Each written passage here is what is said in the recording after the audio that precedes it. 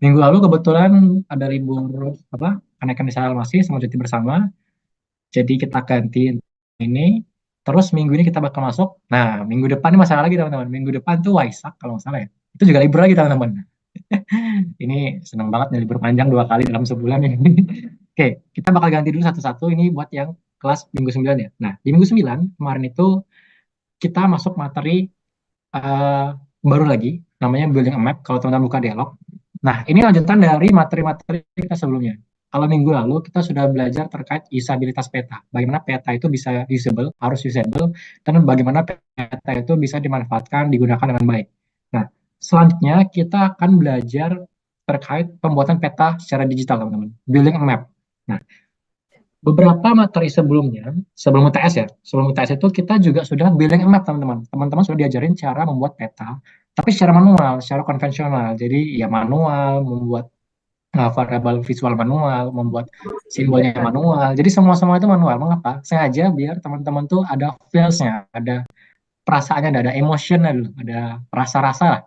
Gimana cara menentukan warna, cara menuliskan label, cara menentukan layout, dan lain-lain sebagainya. Jadi teman-teman pertama belajar manual dulu, baru nanti setelah UTS ini kita bakal belajar uh, yang digital ya teman-teman. Nah, yang digital. Nah, di minggu ini kita bakal masukkan yang digital, walaupun teman-teman kayaknya sudah fasih ya bermain di QGIS, di ArcGIS, untuk building map. Jadi intinya kita membuat peta, building, mapnya itu secara digital teman-teman. Nah, itu akan kita bahas di minggu ini. Nah, materinya nanti teman-teman bisa buka di materi praktikum minggu 9 ya. Praktikum Karto minggu 9. eh, minggu 9 yang bagian ini, building a map. Nah, di sini ada materi, tak pakai materi dari Mbak Ebi. Yang ini materinya ya. Nah, cuman ini tak rangkum singkat terkait apa aja yang ada Iki di wis absen urung ya, Cok? Nggak ada absen, ada Mas. Oh, ini ya namanya. Profile sama.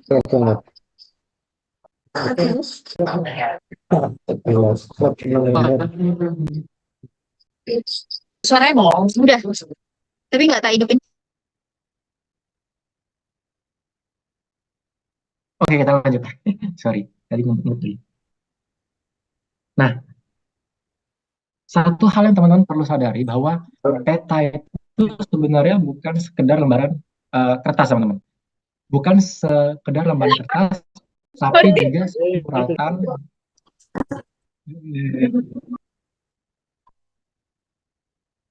Ini kayaknya baru habis Mercator tadi sore. Peta bukan sekedar lembaran kertas, tapi kayak curahan hati lah, suratan isi hati sebuah pembuat peta. Nah, ketika kita membuat peta, itu tuh kayak kita nulis pesan, teman-teman. Nulis pesan kepada teman kita. Jadi cuman bukan selembaran kertas, tapi ada isi, ada makna yang pengen disampaikan. Jangan cuman asal-asalan. Makanya minggu lalu kita belajar terkait usabilitas peta ya. Bahwa peta itu harus berfungsi, berguna, ada usability-nya. Nah, jadi peta itu merupakan curahan hati lah. Teman-teman kalau nulis surat kan ada pesan yang ingin disampaikan. Nah, ketika menulis peta, kita harus memikirkan bagaimana pengguna akan menggunakan atau memanfaatkan melihat peta tersebut. Contoh seperti peta di samping ini ya. Apa first impression Anda ketika melihat peta yang ada di samping ini? Yang ini ya. Ini ada di PPT Mbak Ibi juga. Nah, peta ini menunjukkan ada bagian-bagian ini ya kayak warna merah. Ini variabel visual warna merah. Terus di sini bagiannya lebih gelap. Terus di sini ada kayak api kebakaran. Nah, apa yang pengen disampaikan dari peta ini? Peta ini pengen menyampaikan sebuah emosi, teman-teman. Kenapa? Ini peta ini menggambarkan sebuah civil war, sebuah perang sipil lah, perang, perang ya kayak perang yang sedang berlangsung ya di Ukraina maupun di Palestina, Gaza. Nah, perang itu kan sesuatu yang merugikan ya, merugikan, terus marah gitu kan, marah, terus dan lain-lain sebagainya, dan disampaikan oleh si pembuat peta itu dalam bentuk Di warna internet dulu merah di sih, sini. apa Jadi kita, atau enggak?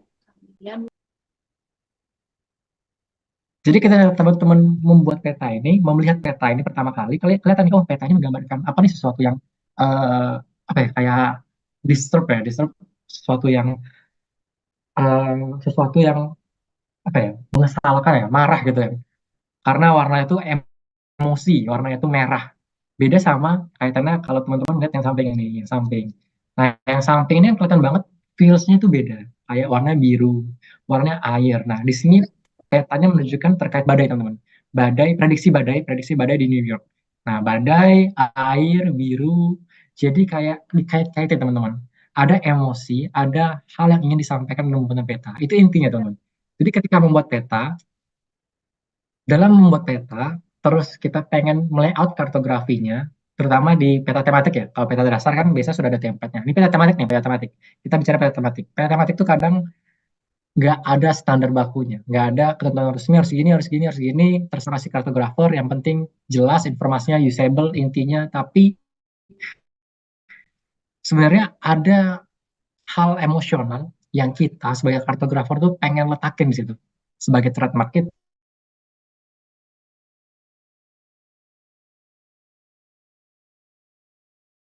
menyampaikan emosi. Masuk di peta itu sesuatu yang standar lah, selembar kertas menunjukkan apa, tapi dari selembar kertas inilah kita bisa mengetahui banyak hal di dunia ini. Kita bisa melihat segala sesuatu, posisi, melihat perubahan, melihat tempat lain dan lain sebagainya karena peta, teman-teman, karena peta. Dan peta ini bagaimana menunjukkan yang baik ya, kita harus atur. Kita harus mengatur visualisasinya, variabel visual dan lain. Ini tugas kita sebagai kartografer. Jadi inilah seni bagaimana kita membuat peta, teman-teman, alias kartografi.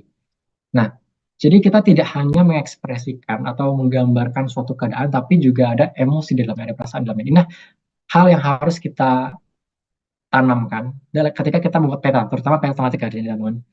Dan peta ini harus memiliki sifat mudah dimengerti. Ketika sekali dilihat, first impression-nya, oh ini peta ini terkait ini.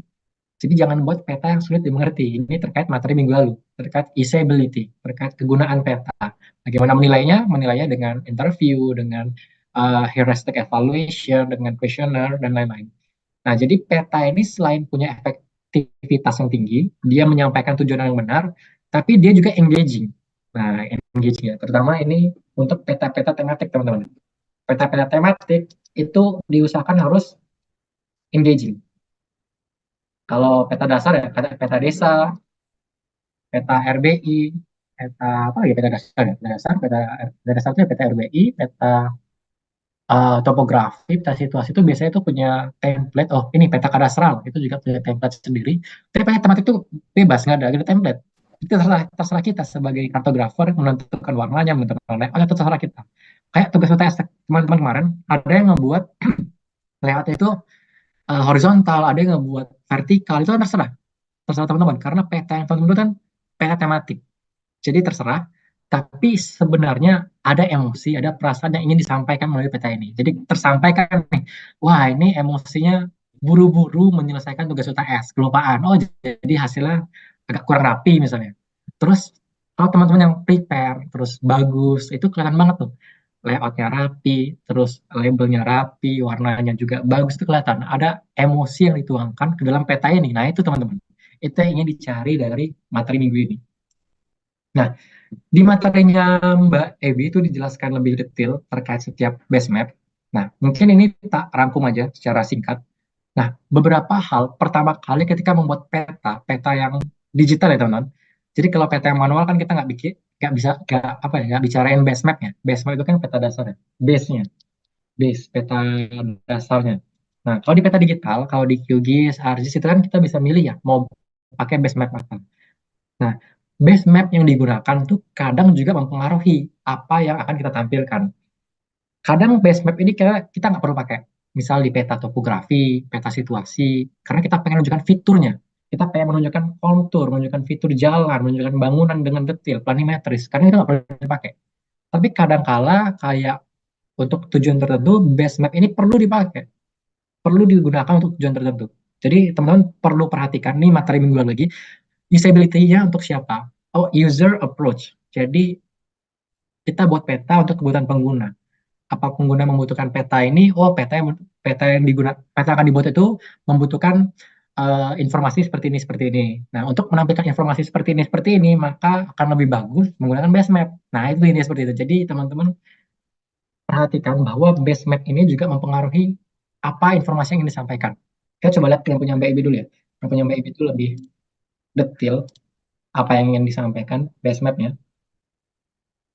Nah, pertama itu ada street map, teman-teman. Ini kayak punya OSM ya. Kalau OSM itu kan kayak fokusnya di street ya. Ada Google Street juga sih, ada Street Map. Jadi Street Maps ini pentingnya adalah digunakan untuk navigasi, teman-teman. Nah, kalau teman-teman pengen ngebuat peta navigasi, peta yang menunjukkan suatu perjalanan atau perpindahan posisi dari satu titik ke titik lain. Nah, itu cocok menggunakan Street Map. Nah, beda nanti kalau misalnya teman pilih base map untuk aerial imagery. Nah, itu beda lagi apa yang ingin disampaikan. Jadi teman-teman perhatikan apa yang ingin disampaikan itu sesuai dengan base mapnya. Misalnya teman-teman pengen buat peta navigasi nih, oh lebih bagus pakai street map dibandingkan aerial map. Nah, itu beda seperti itu. Nah, ini ya.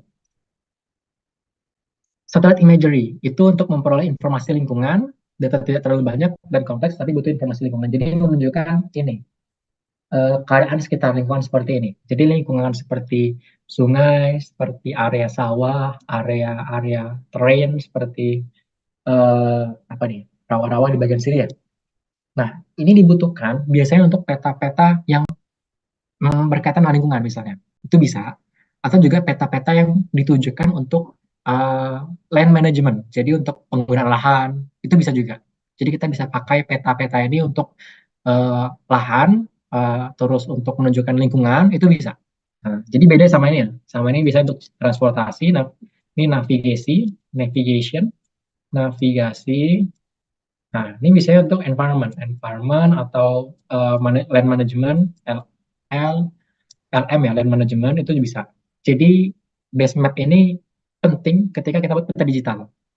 Terus yang ketiga ada graphical base map. Nah, kalau graphical base map itu kayak yang dua ini ya. Nah, ini kalau ini graphicalnya dia dominan putih sebagai background, yang ini bagi graphical base map ini pengen ngebuat background itu ada, tapi nggak dianggap ada gitu. Jadi setengah-setengah. Dia ada untuk menutupi kekosongan, tapi kita nggak pengen dia menjadi fokus utama perhatiannya. Karena kita pengen data kita, fitur yang pengen kita tampilkan menjadi main attention-nya, perhatian utamanya. Jadi ini fokus untuk showing our data aja. Jadi dipilih warna-warna yang kontras. Misal, kita punya data kayak bangunan ya, persebaran bangunan di sini.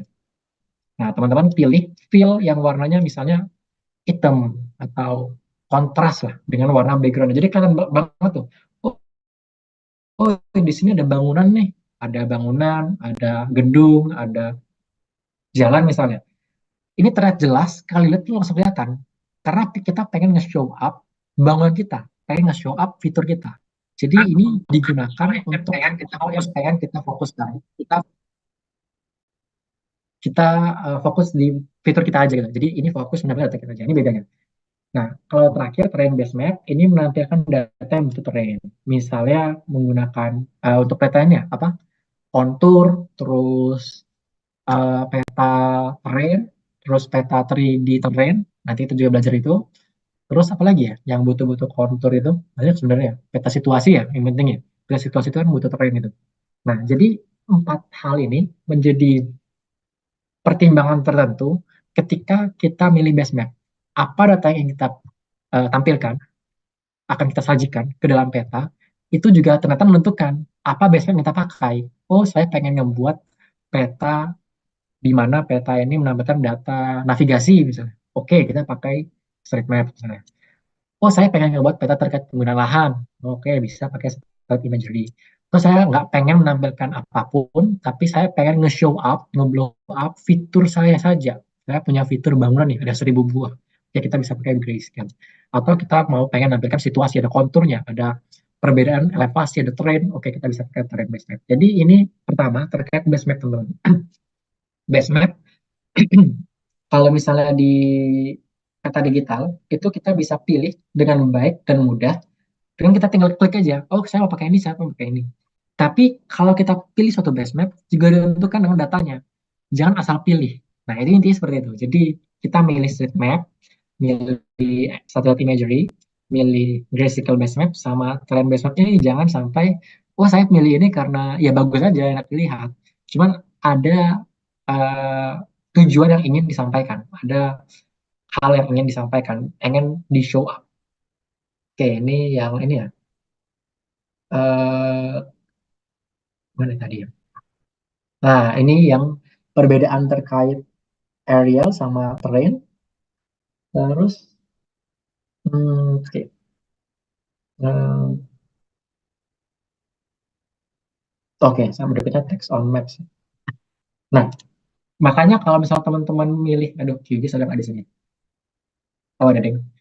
Misalnya teman-teman milih nih, mau pakai base map ini nih, mau pakai base map aerial, atau pilih base map street maps. Teman-teman pastikan sudah tahu dulu tujuan menggunakan base map ini. Jangan sampai asal pilih. Nah, kan banyak itu. Ah, saya pakai base map aerial aja biar menunjukkan area sekitar. Nah, sebenarnya penggunaan aerial itu cocok untuk memperlihatkan suatu area. Tapi kadang itu nggak cocok untuk hal-hal tertentu. Jadi memang base map ini mudah dipakai, mudah dipilih, tapi agak tricky. Kita harus pilih sesuai yang tepat. Coba kita buka QGIS ya. Ini sebagai contoh CC lama ya laptop ini. Ya, artis sudah ada ya. Teman-teman tahu kan cara pakai ini ya, pakai apa, base map di QGIS maupun di ArcGIS ya, kan gampang banget. Kalau di QGIS itu biasanya tak pakai itu plugin apa namanya? Aduh, keseringan pakai plugin eh yang nampilin base map apa ya? Lali, ada yang ingat ya? Pluginnya apa? Bukan Quick yang Map tahu. Service, Mas. Oke, nah itu Jo. Thank you, Jo. Nah, Web Map Service, nah WMS. Nah, WMS itu juga bisa kita pakai. Jadi itu isinya banyak banget, teman-teman. Mau base map, yang aerial, mau yang street maps, itu juga banyak. Ada juga yang graysicle. Nah, itu. Jadi teman-teman bisa pilih di situ di base map itu mau pakai yang mana. Nah, kadang base map ini dipakai untuk berbagai hal, tapi sebagai peta dasar, peta dasar. Nah, itu teman-teman terkait base map. Kita lanjut lagi. Ini QGIS sudah deh. Sorry, sorry. Ini agak lama QGIS-nya. UMS terrain, terus nah ini coba bisa kita pakai. Nah, ini nih, ini contoh yang grayscale ya, teman-teman. Contoh yang grayscale. Jadi teman-teman pemilihan base map ini, base map banyak banget nih. Ada dari berbagai provider lah, dari Esri ada, dari Bing ada, dari ya macam-macam lah ada. Nah, cuman kadang kita tuh ya asal pakai aja. Misalnya pakai yang Esri nih, Esri kan biasanya lebih akurat nih. Esri pakai yang satelit. Nah, ini yang aerial imagery nih, aerial imagery ya. Nah, ini bagus untuk data apa? Nah, kita harus tentuin dulu kita pengen data apa yang tampil di sini. Misalnya data penggunaan lahan, data apa batas administrasi atau apa. Nah, bandingkan data yang kita tampilkan tadi di sini atau di sini. Nah, ini kan beda banget nanti. Di sini kita pengen fokus data kita aja yang menjadi fokus perhatian utama. Beda sama yang di sini ya. Jadi masing-masing base map. Ini di sini nih. Masing-masing base map itu punya kelebihan dan kegunaannya masing-masing, teman-teman. Kalau terrain satu lagi, nah, ini terrain, satu lagi tadi street ya. Oke, OSM apa ini? OSM aja. Nah, yang street. Jadi keempat base map ini, nah base map yang terlihat sebagai peta dasar, tapi memiliki tujuannya beda-beda, teman-teman. Ternyata. Ada masing-masing fungsi dan kegunaannya. Jangan sampai kita salah pilih, salah-salah aja buat menggunakan base map ini. Nah, biasanya kan yang paling seringnya base map ini, karena base map ini bisa menunjukkan lokasi dengan baik, dengan tepat. Oke, kita bisa lanjut ke scale. Nah, scale. Nah, ini teman-teman sudah pernah pelajarin di materi minggu berapa ya? Satu, dua, tiga, empat apa ya? Yang generalisasi ketika kita zoom in, zoom out, tapi secara manual lah, secara zoom in, zoom out secara manual, itu ada beberapa bagian dari fakultas teknik yang mungkin diperkecil, terus ada bagian yang hilang, apa ya, disimplifikasi lah. Nah, kalau misalnya di kartografi digital, hal-hal seperti ini terkait generalisasi peta ini sangat mudah dilakukan dengan mengatur tingkat skalanya. Jadi teman-teman, mengapa skala ini penting? Skala menentukan tingkat kedetailan data yang akan tampil. Semakin banyak data, maka ketika di load di QGIS misalnya, di QGIS itu berat, teman-teman. Jadi data itu ada seluruh bangun di Pulau Jawa misalnya. teman-teman menampilkan itu di QGIS ya, itu kan datanya berat banget kan. Nah, teman-teman bisa simplifikasi, mengeneralisasi. Jadi ketika kelihatan Pulau Jawanya aja, aduh, mirip ya, Pulau Jawa misalnya. Jadi yang muncul itu mungkin nggak semua, jadi disimplifikasi. Tapi ketika di zoom in, di zoom in, di zoom in, nah itu baru kelihatan tuh per satu bangunan tuh kelihatan semua.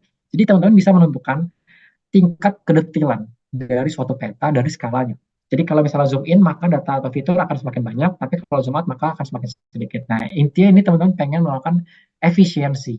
Nah, kadang itu kita lupa mengatur ya di ini ya, di peta digital itu, ini nggak ada data lagi, nggak ada data, ada nggak ada data di sini?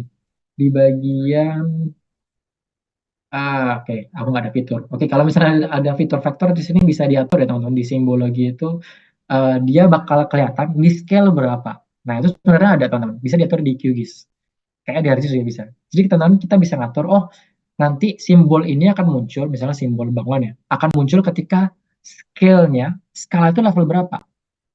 Kalau misalnya skalanya lebih kecil, mungkin dia hilang.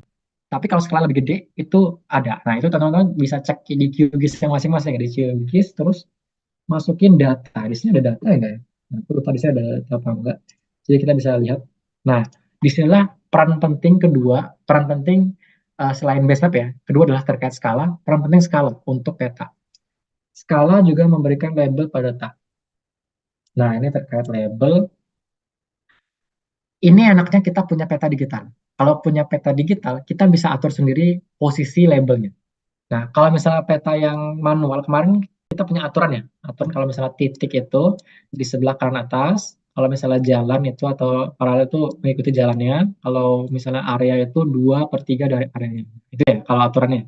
Nah, tapi kalau misalnya di digital kita bisa atur posisinya di mana, bisa fix atau berubah-berubah tergantung zoom in zoom out-nya. Nah, itu bisa teman-teman. Jadi penggunaan skala itu sangat penting di peta digital. Nanti teman-teman bakal ngerasain efeknya itu terasa banget di peta web, terutama yang apa ya, peta web yang statis atau dinamis itu bakal terasa banget penggunaan skala itu berpengaruh banget.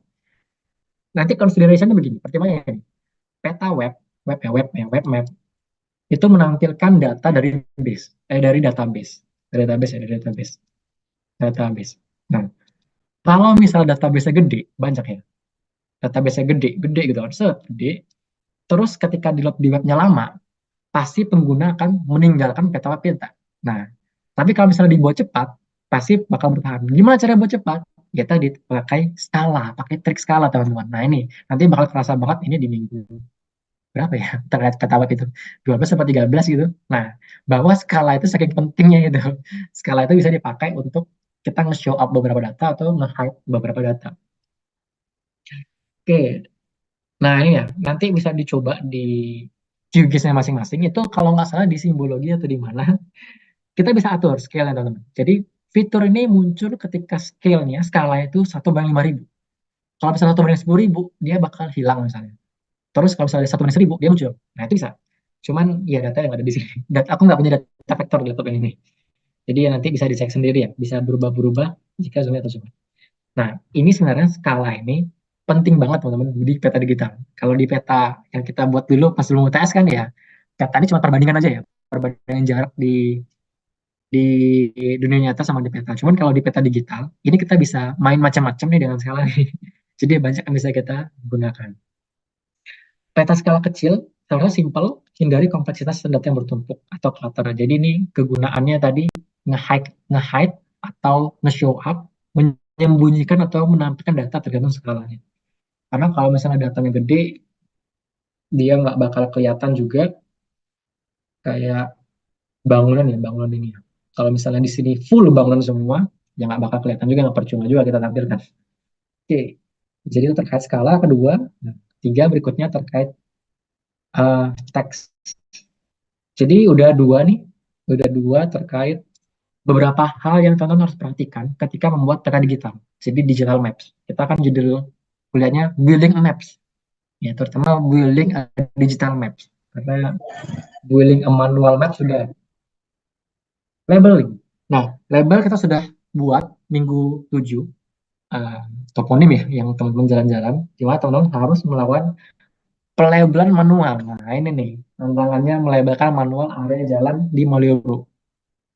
Nah, kalau misalnya di peta digital, teman-teman sudah tahu cara membuatnya. Tinggal, kalau di Kigis ya, di Kigis itu tinggal label, di fiturnya diklik dulu, klik kanan, properties, terus label di show up, pilih dulu fiturnya apa yang mau di label, itu bisa gampang. Nah, terkait label, di peta digital, tidak semua fitur harus diberikan label. Jadi, fitur-fitur penting yang menjadi apa ya, marker, yang menjadi penanda, itu itulah yang harus diberikan label. Jadi nggak semua fitur harus diberikan label. Jadi misalnya ini ada komplek perumahan nih, komplek perumahan, terus ini ada rumahnya Mail, dikasih nama rumah Mail, terus rumah Ehsan, rumah Fizi, rumah Upin, rumah Ipin, ya, rumah Ipin ini gabung ya. Jadi semua itu dikasih label. Nah, kalau enggak dia dibuat komplek aja, misalnya komplek kampung Duran Runtuh. Nah, misalnya gitu ya. Jadi nggak semua fitur itu harus diberikan label, tapi kita harus pilih mana yang misalnya merepresentasikan suatu area, mana yang lebih penting, mana yang nggak perlu ditampilkan sama sekali labelnya. Nah, untuk teks itu pilih yang simple saja, yang mudah dibaca, mudah dilihat. Ini kan bisa kita lihat di ini ya, di QGIS itu kita bisa milih banyak banyak label. Aduh, ada data lagi. Aduh, sebentar. Nah, kita cari data dulu, cari data dulu. Gimana ini?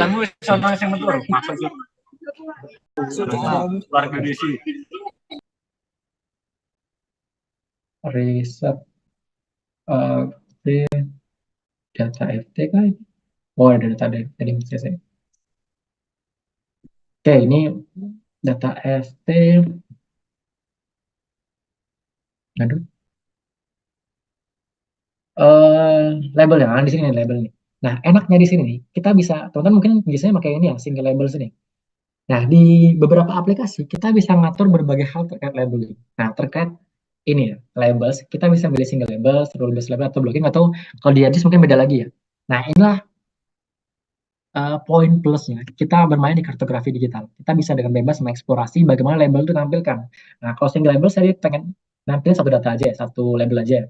Terus kita bisa atur fontnya dan lain-lain sebagainya macam. Nah, kalau rule based itu dia bakal melakukan labeling berdasarkan aturan tertentu. Nah, kita bisa membuat apa ya, kayak apa ya, priority gitu. Jadi label ini bakal dimunculkan lebih atas lah, lebih atas dibandingkan label yang lain. Itu bisa. Nah, atau juga terkait blocking. Nah, blocking ini adalah ya pengennya menghindari yang tadi. Jadi labelnya itu nggak saling menumpuk. Nah, inilah enaknya kita bermain di kartografi digital. Kita bisa banyak melakukan berbagai kustomisasi dari label kita. Nah, jadi yang tadi poinnya adalah mana tadi? Penempatan label harus diatur sedemikian rupa. Ini kita bisa atur sedemikian rupa di dalam aplikasi spasial. Enaknya seperti itu. Nah, enaknya Pak kartografi digital ya. Teman-teman disuruh nulis sendiri. Wah, nulis sendiri. Kenapa nggak pakai ini? Oke, terus intinya di sini teman-teman, label memberikan informasi secara langsung pada peta. Jadi teman-teman ketika memberikan label, apa informasi yang teman-teman pengen sampaikan melalui teks. Jadi kan peta ini nggak cuma menyampaikan sebuah variabel visual kayak poin atau warna atau juga simbol kayak poin, tapi juga ada teks dalamnya. Teks ini berupa bentuk label. Jadi namanya memberikan informasi secara langsung pada peta. Oke, kayaknya itu, nah ini terakhir kayaknya sih, yang terakhir. Oke, nah terakhir yang keempat teman-teman perlu perhatikan dalam membuat peta digital adalah layout, terus legenda, skalanya, sama arah utara. Nah, dalam pembuatan peta digital, itu kita lebih bebas lagi menentukan bagaimana layoutnya, bagaimana bentuk peta yang akan kita buat. Kadang peta yang dibuat ini layoutnya macam-macam. Kadang nggak jelas, kadang juga jelas. Kadang abstrak, kadang juga ya rapi, kadang sistematis. Tapi kadang juga ya tergantung si kartografer lah. Mau muka petanya di sini, terus di bagian sini ada lagi, ada muka peta yang kedua, ada informasi tepi, ya terserah bebas. Kita apa ya tematik ya lebih bebas lagi. Cuman dalam pembuatan peta digital, teman-teman harus memperhatikan penempatan informasinya. Jangan sampai saling tumbang tindih, jangan sampai saling menutupi, atau jangan sampai mungkin nggak terlihat atau terbaca sama sekali.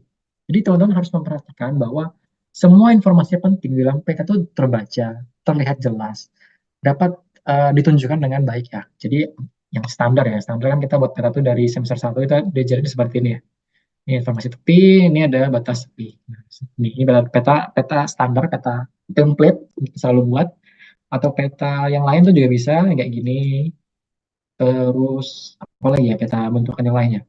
Banyak juga ada full satu peta, tapi legenda di dalam sini, ada juga dalam sini, ada juga bentuk 4 peta, peta time series itu juga ada. Cuman yang penting adalah informasinya jelas, semua informasi masuk dalam situ. Jadi jadi nggak ada yang ditinggalkan dan seimbang, balance. Terus timbangan sama space dan ketiga minimalkan ambiguitas. Terus apa lagi? Udah kayak. Yang penting itu aja. Yang paling penting. Misalnya penting juga, cuman teman-teman juga tahu pasti. Oke, ini tadi. Nah, ini terkait teks ya. Ini kalau misalnya anak MacBook ini kan carinya font-font yang eye catching ya, yang bagus-bagus, yang keren-keren. Nah, kalau untuk di kartografi ya kita simpel-simpel aja lah. Ngapain yang ribet-ribet? Kita pakai simple font yang konsisten, yang enak dilihat, dan uh, jangan terlalu banyak dekoratif kayak ya kayak display font ini ya sebelah kanan ini ya. Ini kan kayak ya oke, cuman kayaknya nggak cocok untuk peta-peta kita deh. Lebih cocok pakai font-font yang seperti ini. Nah, ini penggunaan font ya, karena di kartografi digital, itu teman-teman bisa milih sendiri fontnya kayak tadi. Beda sama kartografi manual. Kalau kartografi manual, fontnya cuma dua ya. Font ketika niat, wah, rapi ya, Times New Roman. Font ketika nggak niat atau buru-buru, nah itu tulisan ceker ayam. Nah itu, fontnya cuma dua itu. Terlihat di pas UTS kemarin ada nih. Sorry, sorry. Nih, nah ini fontnya juga bisa banyak ya. Nah, teman-teman mau buat peta untuk ini apa lagi algoritma. Oh, nah peta macam-macam. Nah kan bisa pakai. Nah ini siapa coba yang bisa baca simbolan nih? Jadi pemilihan font itu ya jangan macam-macam lah, yang simpel-simpel aja kalau buat peta digital. Terus em, penggunaan font ini sebenarnya bisa kita definisikan lagi lebih banyak penggunaannya untuk apa saja. Nah, di sini di PPT MBB juga sudah dijelaskan terkait penggunaan font. Misalnya font terkait ini yang memiliki banyak family kayak Gotham, Montserrat, terus Arial, itu kan family-nya banyak banget. Itu kita bisa pakai untuk peta-peta yang menunjukkan eh, level tertentu. Contohnya kayak jalan nasional itu fontnya bold, terus jalan desa itu fontnya medium. Nah, itu bisa dibuat level-level tertentu. Terus italic, ya italic ini biasanya untuk area-area ini ya, natur ya, buat area-area seperti kenampakan alam itu biasanya dibuatnya italic. Tapi kalau misal area-area yang eh, dari buatan manusia itu biasanya warna tegak. Jadi kalau misalnya italic itu baru untuk nature atau untuk alam.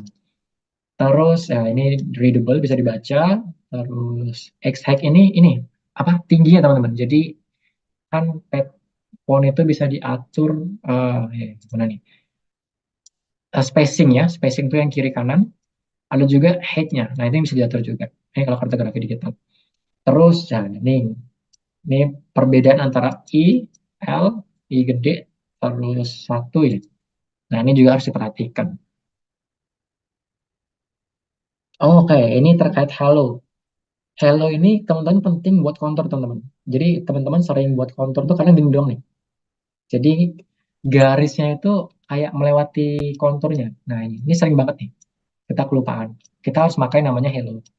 Nah, kalau Hello nanti itu dia bakal nembus itu teman-teman. Jadi garisnya itu berhenti set. Ini baru angkanya, baru nanti dilanjut lagi. Kadang tuh garis itu lanjut doang gini. Nah, ini ya sebenarnya agak kurang pas lah teman-teman. Oh, oke. Kalau misalnya ini yang tadi tak sampaikan ya, different levels of importance. Jadi font yang tebel itu menunjukkan sesuatu yang penting. Tebel itu penting. Ya ini kayak di desain lah, desain di DDD. Kalau tebel itu penting, yang ingin di show up. Kalau misalnya normal tuh kurang begitu penting. Ini point labels. Nah, ini tadi yang tak sampaikan. Kalau misalnya kita taruh di sebelah kanan itu yang paling ideal. Ini ya, sudah belajar ini minggu lalu ya, minggu lalu juga minggu 6. Karena itu bisa diletakkan label yang paling ideal tuh posisinya di sini. Cuman kalau posisi lain tuh bisa juga, asalkan kondisinya itu lagi rame banget kayak gini di bagian sini. Ini kan rame banget. Nah, teman-teman bisa ngatur label di sebelah sini. Nah, ini kan enak banget diaturnya di ini ya, di kartografi digital. Kita bisa ngatur posisi itu mau di mana. Kalau nggak salah tuh di sini ya, ngatur placementnya. Nah, ini juga bisa. Lanjut lagi, nah, ini masih pen label, labeling. Nah, ini intinya teman-teman, kalau misalnya dia fitur darat, tempatnya di darat. Kalau misalnya fitur air, makan di air. Jadi intinya seperti itu. Oke. Nah, ini line labels, ya yang penting sejajar mengikuti jalannya. Sama ini juga, teman-teman sudah tahu ya ini. Nah, ini tadi yang saya sampaikan, 2/3 dari areanya. Nah, terus ini penempatan placement, placing. Ini yang bentuknya ini teman, yang call out ini, yang call out. Jadi dia bakal manggil labelnya kayak gini nih. Nah, ini kayak gini. Nah, ya intinya seperti itu. Jadi pokoknya kalau poin itu usahakan posisinya di sini label kanan atas. Tapi kalau misalnya enggak, ya bisa diatur terserah. Tapi jangan sampai menumpuk satu sama lain. Kalau line itu mengikuti garisnya, kalau area itu mengikuti 2/3 luasan area. Ya seperti itu. Jadi gampang banget rumusnya. Tapi teman-teman ya perlu perhatikan ketiga label ini ketika membuat peta tematik. Ya di sini ya bagian labelnya ini kan sebenarnya simple banget ya sebenarnya. Ini yang buffer tadi, hello dan lain-lain sebagainya dari sini segala macam. Ini placementnya, eh, placementnya, terus ya udah itu dong. Ih, ini fontnya di sini. Ya enak banget ya kalau kartografi digital ya. Ini terkait layout. Oke, sebenarnya materinya itu gampang banget teman. Karena kita cuma mau review apa yang sudah teman-teman kerjakan selama sebelum UTS. Tapi secara digital udah itu doang. Jadi sebelum UTS kan diajarin toponim, label, terus pembuatan layout, pembuatan eh, lain-lain sebagainya. Cuman kalau dulu itu kan manual banget ya. Iya masih masih zaman dahulu kala 5.000 tahun sebelum Masehi. Kalau sekarang sudah modern nih, sudah future nih. Jadi teman-teman melakukan apa yang sama kayak sebelum UTS tapi ya secara digital. Yang beda cuma itu doang. Jadi kalau secara digital memudahkan banget ya, kayak eh, labeling, kayak scaling itu semua tuh mudah banget dilakukan. Nah, intinya sih seperti itu yang pengen disampaikan.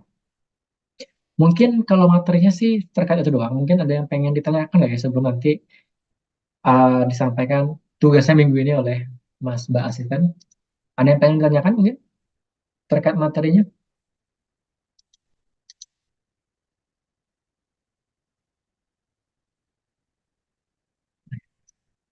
Hmm. Ada terkait materinya. Materinya cukup ya straightforward ya minggu ini. Jadi cuman membahas terkait apa saja komponen yang harus diperhatikan ketika membuat data digital. Ada base map nih, base map, terus skala tadi, terus label, sama layout. Nah, tiga ini. Layout, legend, sama scale bar. Udah, tiga ini building a digital map, terutama yang tematik. Digital thematic map. Thematic map. Nah, sebenarnya ini doang materinya. Mungkin teman-teman ada yang pengen tanyakan dulu terkait materinya?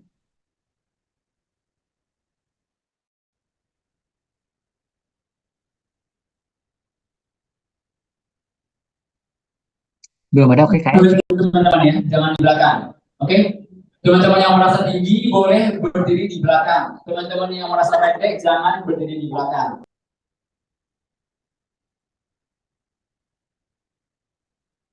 Oke, kayaknya masih cukup jelas ya. Nanti kalau misalnya ada pertanyaan kita bisa bahas di minggu ini ya kan kami cuma ketemu lagi kok.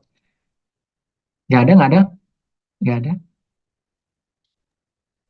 Oke, kayaknya nggak ada. Kalau misalnya nggak ada, mungkin kita bisa lanjut ke gimana nih? Rizal nih on mic nih. Mau nanya nggak, Zal? Oh, kan Rizal mau nanya ini. Kayaknya cukup jelas ya teman. Kita bisa lanjut lagi ke tugasnya teman-teman. Mungkin monggo, Mas Roy atau Mas Nur. Oke, Mas Calvin, izin mau nyampaikan tugasnya sebelumnya. Apa suaraku masuk ya? Masuk, Cak. Masuk, Cak.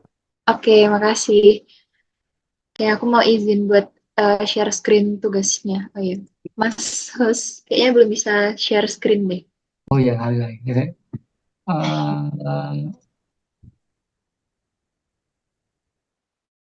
Oke, coba Cak. Oke, Mas. Makasih, Mas Calvin. Yep, Cak. Aku izin mau share screen ya, teman-teman. Oke. Nah, ini juga udah ditaruh di itu sih, di Elok juga udah ada. Jadi tugasnya di minggu ini kayak yang tadi dibilang sama Mas Calvin kan materinya gampang ya, cuman nge-review peta aja yang udah kalian buat di sebelum UTS. Nah, jadi tugasnya juga gampang sih menurut tugas-tugas yang lain. Nah, ini nanti tugasnya kalian perlu nyari 3 peta ya teman-teman. Itu yang satu ada peta tematik di wilayah Indonesia. Kalian bisa bebas aja mau pakai uh, petanya apa aja, kalian bisa cari di mana aja. Petanya tuh cukup kayak peta gambar aja gitu sih teman-teman, biasa aja nggak apa-apa. Misal kayak kalian bisa cari uh, tematik Indonesia. Nah, kayak gini nanti kan di sini banyak banget ya peta tematiknya. Nanti kalian bisa cari aja peta tematik mana yang mau kalian pakai gitu. Ke ke pause ya. Oke, sorry. Terus selanjutnya kalian pakai peta interaktif yang ada di web. Nah, kalau ini peta interaktif kayak yang minggu lalu, teman-teman. Kayak yang buat tugas kelompok itu kan pakai peta interaktif. Nah, kayak gitu kalian bisa pakai. Terus ini yang ketiga ada peta hasil pekerjaan mata kuliah SIG. Kan kalian di semester lalu udah ada mata kuliah SIG. Nah, itu kan kalian menghasilkan output peta yang udah layouting dan lain-lain ya. Nah, itu kalian bisa pakai punya masing-masing, tugasnya masing-masing kalian pakai. Jadi total ada 3 peta. Nah, nanti petanya diapain? Petanya itu kalian review peta-peta tersebut dengan memperhatikan kayak pemilihan variabel visual, muka peta, base map, scale, labeling, layout, dan lain-lain. Kalian bisa tambahin, tapi minimal ini ya teman-teman. Kayak misalkan variabel visual itu kan ada kayak value dan lain-lain gitu. Nah, kalian bisa tentukan peta yang kalian pakai itu dia menggunakan variabel visualnya apa. Kayak gitu. Cuman di review aja ya. Terus selanjutnya kalian bisa uh, tampilkan detail peta yang kalian review. Ya kalian tampilin aja peta yang kalian review itu apa aja, terus isinya apa aja. Kayak misalkan informasi tepinya tuh kalian bisa kasih kayak judulnya, arahnya itu kalian detilin gitu. Arah utara maksudnya, terus kayak sistem gridnya itu apa, misal kayak gitu bisa sih kalian jelasin. Terus skala peta yang digunakan itu kayak gimana gitu. Itu masuk ke tampilan detail. Terus reviewnya ini kalian tulis dengan menggunakan metode analisis deskriptif. Metode analisis deskriptif ini ya biasa ya teman-teman dideskripsikan, nggak pakai angka, nggak pakai statistik gitu, cuman dideskripsiin aja.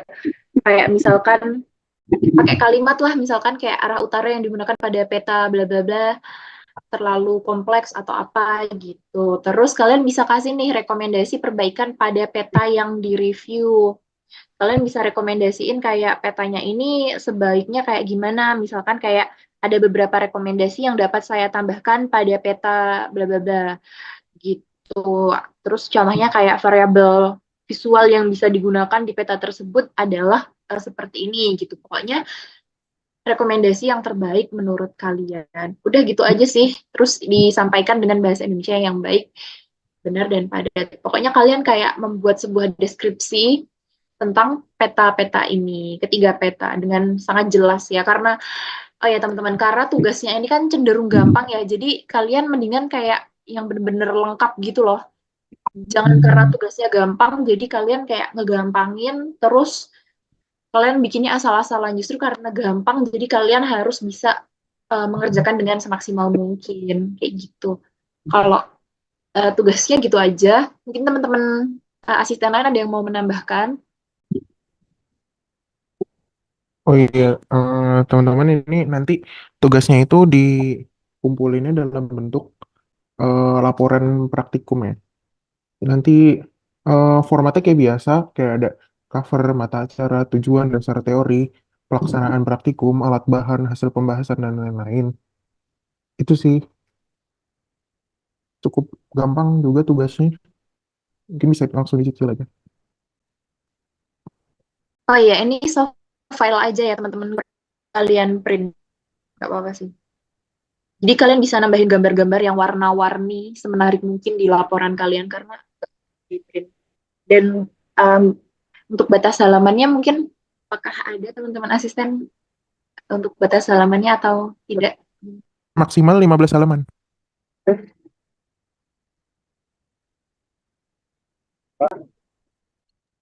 Oke, maksimal 15 halaman ya teman-teman. Oh ya, ini ada yang nanya, tulis tangan kah?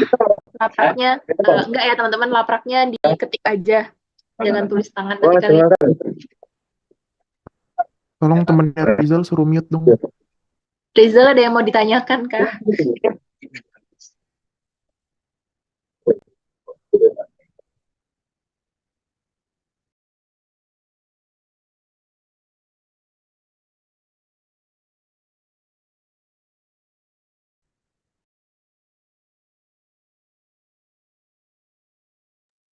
Oke, gimana teman-teman, ada yang mau ditanyakan lagi?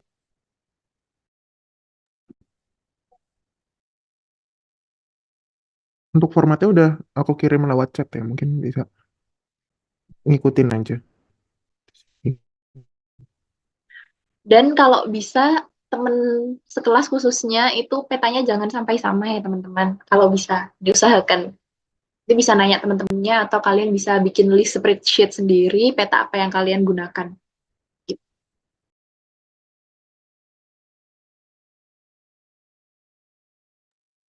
Oh iya, aku mau nyampein sedikit teman-teman, untuk praktikum minggu ini udah mulai bawa laptop ya. Jadi yang kelas A Jumat itu bawa laptop, kelas B juga yang Kamis bawa laptop.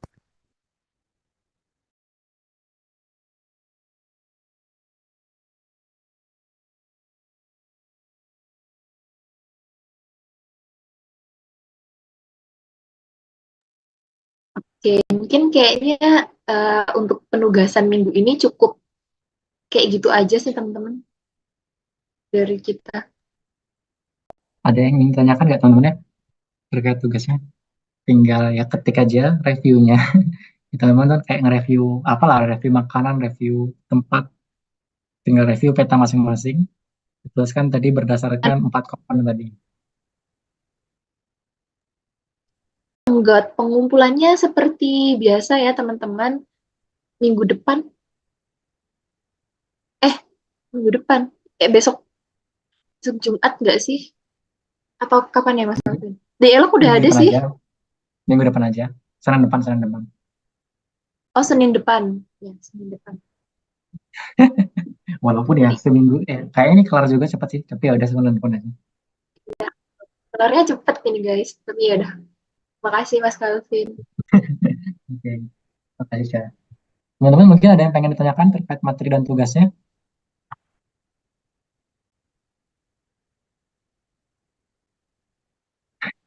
Makasih.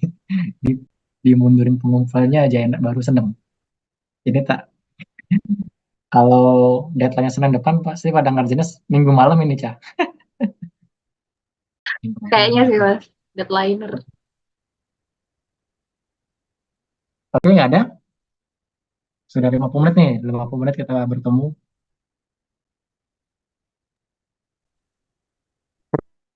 Sepertinya Ada yang aman. ingin aman, oke. Misalnya aman, ada yang chat. Belum ada, oke. Oke, kalau misalnya belum ada, mungkin sekian dari praktikum kita. Jadi nanti eh, pas masuk ya, absennya tanda tangan 2 kali berarti ya. Nah, yang di sini masuk, terus nanti Kamis Jumat kan ketemu lagi kan kita. Ntar pas absennya nanti pas di ketemu aja, kita absen, tanda tangan 2 kali. Oke, mungkin sekian yang dapat saya dan Mas Mbak Asisten sampaikan. Jangan lupa dikerjakan tugasnya. Kita bakal ketemu lagi Kamis Jumat, Kamis kelas B ya, Kamis kelas B, Jumat kelas A. Jangan lupa bawa laptop masing-masing karena kita sudah masuk ke kartografi kita. Oke, mungkin sekian yang dapat saya dan Mas Mbak Asisten sampaikan. Terima kasih atas kehadirannya pada kelas malam hari ini. Kita tutup ya teman-teman. Terima kasih. Wassalamualaikum warahmatullahi wabarakatuh. Waalaikumsalam warahmatullahi wabarakatuh.